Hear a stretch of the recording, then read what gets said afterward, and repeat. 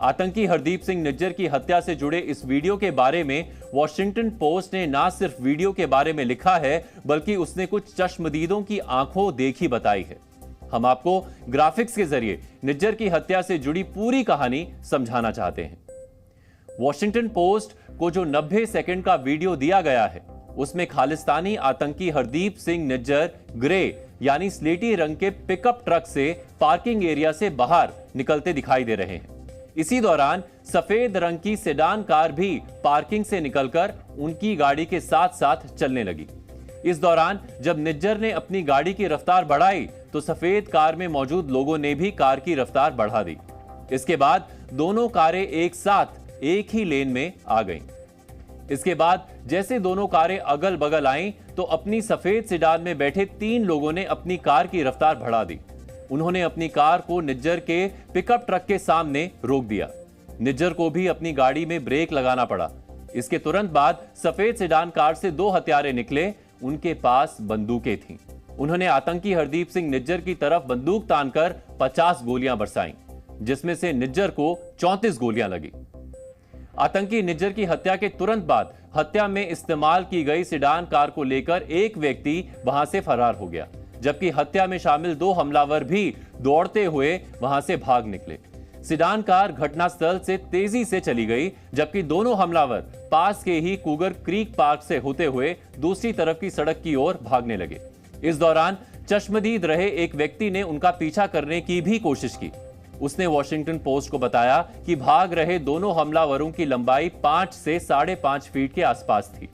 इन हमलावरों के सिर पर छोटा पटका था। यह पटका आमतौर पर सिख पहनते हैं।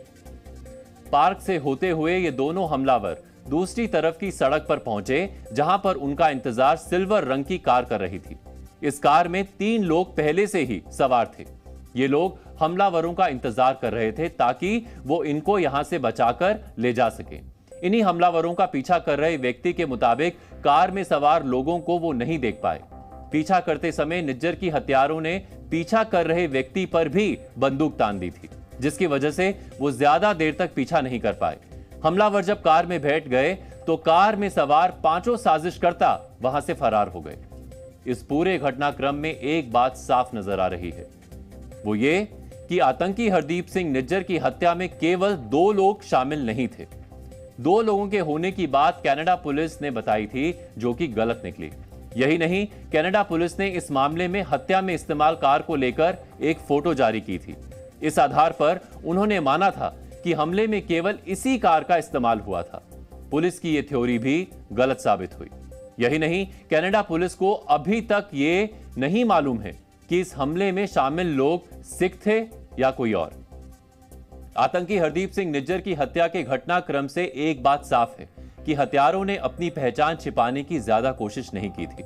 इस हत्या में 6 लोग और 2 गाड़ियां शामिल थीं, जिसमें से 2 लोग वहां से दौड़ते हुए फरार हुए थे। हत्या के ये तरीके गैंग वॉर्स में बहुत आम माने जाते हैं, लेकिन जहां तक स्टेट स्पॉन्सर टारगेटेड किलिंग की बात है तो इन मामलों में ऐसा नहीं होता है। जैसे किसी स्टेट स्पॉन्सर टारगेटेड किलिंग में सामान्य तौर पर कम से कम लोगों का इस्तेमाल किया जाता है, क्योंकि जितने ज्यादा लोग होंगे उतना ही ज्यादा उनके पकड़े जाने का रिस्क रहेगा। गैंग वॉर्स में ये बहुत सामान्य है, क्योंकि इसमें अपराधी ही अपराधी को मारने आते हैं, जिसमें हमले के लिए बड़ी टोली का इस्तेमाल किया जाता है। उदाहरण के तौर पर अगर हम गैंगस्टर्स के हमले का शिकार बने सिद्धू मूसेवाला की बात करें तो उन पर हुए हमले में भी करीब 8 से 10 लोग शामिल थे। सिद्धू मूसेवाला कोई अपराधी नहीं थे, लेकिन वो 2 गैंगस्टर्स के झगड़े में फंस गए थे। अपराधियों के गैंग ने सिद्धू को मारने के लिए बड़ी संख्या में शूटर्स को एक जगह इकट्ठा किया था। ठीक ऐसा ही हरदीप सिंह निज्जर के मामले में भी हुआ है। यही नहीं, हरदीप सिंह निज्जर पर 50 गोलियां चलाई गई थी, जिसमें उन्हें 34 गोलियां लगी थी। यानी उन्हें मारने आए हमलावर उनकी मृत्यु सुनिश्चित करना चाहते थे। गैंगस्टर्स भी इसी तरह से हमला करते हैं। सिद्धू मूसेवाला की हत्या में उन पर 25 गोलियां चलाई गई थी, यानी अपराधी उन्हें हर हाल में मारने के लिए आए थे। जबकि स्टेट स्पॉन्सर टारगेटेड किलिंग में आमतौर से बहुत ही गुप्त तरीके से हाईटेक हथियारों का इस्तेमाल किया जाता है। इन तरह के हमलों में कम से कम लोगों को शामिल किया जाता है। यही नहीं, अपने पीछे किसी तरह के सबूत नहीं छोड़े जाते हैं। हम आपको स्टेट स्पॉन्सर्ड टारगेटेड किलिंग के कुछ उदाहरण देना चाहते हैं जिनसे गैंग वॉर और स्टेट स्पॉन्सर्ड टारगेटेड किलिंग के बीच का फर्क आपको समझ में आ जाए। स्टेट स्पॉन्सर्ड टारगेटेड किलिंग का पहला उदाहरण रूस के अलेक्जेंडर लिटविनेंको का है। अलेक्जेंडर लिटविनेंको रूस की खुफिया एजेंसी केजीबी में थे, लेकिन वर्ष 2002 में वो रूस छोड़कर इंग्लैंड चले गए। वहां ये इंग्लैंड की खुफिया एजेंसी के साथ काम करने लग गए। नवंबर 2006 में अलेक्जेंडर की रहस्यमयी परिस्थितियों में मौत हो गई थी। पोस्टमार्टम रिपोर्ट में भी हत्या किए जाने के कोई सबूत नहीं मिले थे। जांच की लंबी प्रक्रिया के बाद पता चला कि उन्हें उनके खाने में रेडियो एक्टिव पदार्थ पोलोनियम 210 दिया गया था। इसकी वजह से ही उनकी मृत्यु हो गई थी। इस हत्या का आरोप रूस पर लगाया गया था, हालांकि रूस ने इसे कभी नहीं माना। दूसरा उदाहरण उत्तर कोरिया के supreme leader Kim Jong Un के सौतेले भाई किम जोंग नाम का है। फरवरी 2017 में मलेशिया के एक एयरपोर्ट पर किम जोंग नाम अपनी फ्लाइट का इंतजार कर रहे थे। इस दौरान उनके पास दो लड़कियां आईं। उन्होंने उनके चेहरे पर एक सफेद पाउडर जैसी चीज फेंक दी। ये सफेद पाउडर एक नर्व एजेंट था। इसकी वजह से तुरंत ही किम जोंग नाम को लकवा मार गया। कुछ समय बाद उनकी मृत्यु भी हो गई। इस हत्या का आरोप किम जोंग उन पर लगाया गया था। इसी तरह से 1950 और 1960 के दशक में इजराइल ने मिस्र के खुफिया अधिकारियों की हत्या मेल बॉम्ब से की थी। इसमें टारगेट के पास एक चिट्ठी भेजी जाती है। चिट्ठी में खास तरह का जहरीला तत्व होता है। इसके संपर्क में आते ही व्यक्ति की मौत हो जाती है। तो यहां पर हम आपको यह बताने की कोशिश कर रहे हैं कि स्टेट स्पॉन्सर्ड टारगेटेड किलिंग में गुप्त तकनीक का इस्तेमाल किया गया है। बड़ी संख्या में अपराधी जुटाकर कैमरों और लोगों के सामने गोलियां चलाकर किसी को नहीं मारा गया है। इसी तरह की वारदात गैंग वॉर्स में होती है। यही वजह है कि आतंकी हरदीप सिंह निज्जर की हत्या को गैंग वॉर का नतीजा बताया जा रहा है। कनाडा के प्रधानमंत्री जस्टिन ट्रूडो भले ही ना माने, लेकिन उनके देश में गैंग वॉर एक आम बात है।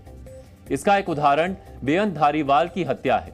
वर्ष 2015 में कनाडा की फ्रेजर वैली में गैंग वॉर की वजह से धारीवाल की हत्या कर दी गई थी। जांच में यह पाया गया कि हत्या का यह मामला सिख समुदाय के बीच का विवाद था। वर्ष 2016 में कनाडा के टोरंटो में 6000 करोड़ के सिंथेटिक ड्रग घोटाले में शामिल परमिंदर पिंदी के बेटे सुखविंदर की हत्या कर दी गई थी। परमिंदर पिंदी इंटरपोल और पंजाब पुलिस का वांटेड अपराधी था। कनाडा के पुलिस रिकॉर्ड्स के मुताबिक सुखविंदर देव भी एक गैंगस्टर था और पंजाब पुलिस उसे भारत वापस लाना चाहती थी। इस हत्या को भी गैंग वॉर माना गया था। वर्ष 2016 में ही रियल स्टेट कारोबारी अमरजीत सिंह संधू को ब्रिटिश कोलंबिया के रिचमंड शहर में मार दिया गया था। दिन दहाड़े हुई इस हत्या को भी गैंगस्टर्स का काम बताया गया था। वर्ष 2018 में टोरंटो के गगनदीप सिंह धालीवाल की हत्या कर दी गई थी। उन पर हुए हमले के दौरान उनका भाई भी घायल हो गया था। पुलिस को अपनी जांच में पता चला कि हत्यारे केवल गगनदीप को मारने आए थे, लेकिन उन्हें इस हत्या के पीछे मकसद समझ नहीं आया।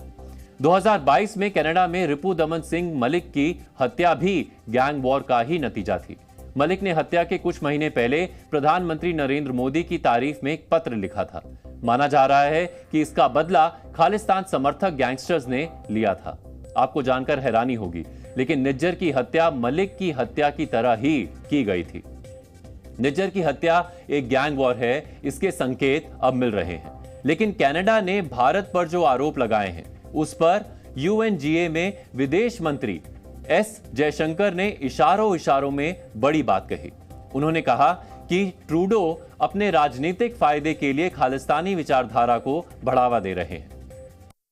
In our deliberations, we often advocate the promotion of a rules-based order. From time to time, respect for the UN Charter is also invoked.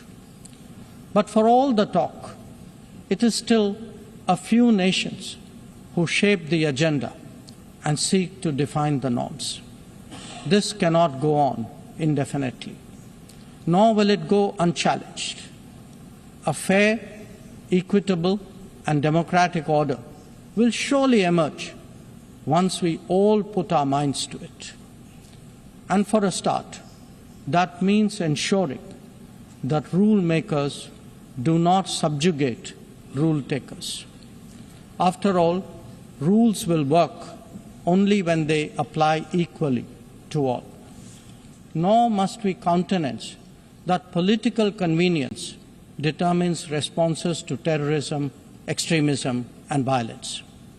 Similarly, respect for territorial integrity and non-interference in internal affairs cannot be exercises in cherry-picking. When reality departs from the rhetoric, we must have the courage to call it out. Without genuine solidarity, there can never be real trust. This is very much the sentiment of the global South. Canada सरकार भले ही भारत पर बिना सबूत झूठे आरोप लगा रही हो, लेकिन भारत खालिस्तानी आतंकियों को छोड़ने वाला नहीं है। भले ही खालिस्तानी आतंकियों को कनाडा सरकार की मदद मिल रही हो, लेकिन भारत ना कनाडा पर नर्म है और ना ही वो खालिस्तानी आतंकियों पर। भारत सरकार खालिस्तानी आतंकियों और उनके समर्थकों पर आर्थिक चोट पहुंचाने जा रही है। अब खालिस्तानी आतंकियों की विदेशी फंडिंग पर कार्रवाई की तैयारी हो रही है। खालिस्तानी आतंकी संगठनों और इनसे जुड़े एनजीओ के खातों पर नजर रखी जा रही है। एनआईए, ईडी और आईटी डिपार्टमेंट मिलकर खालिस्तानी संगठनों की विदेशी फंडिंग को रोकने की तैयारी में है। विदेशी फंड के सभी हवाला रूट पर नजर रखी जा रही है।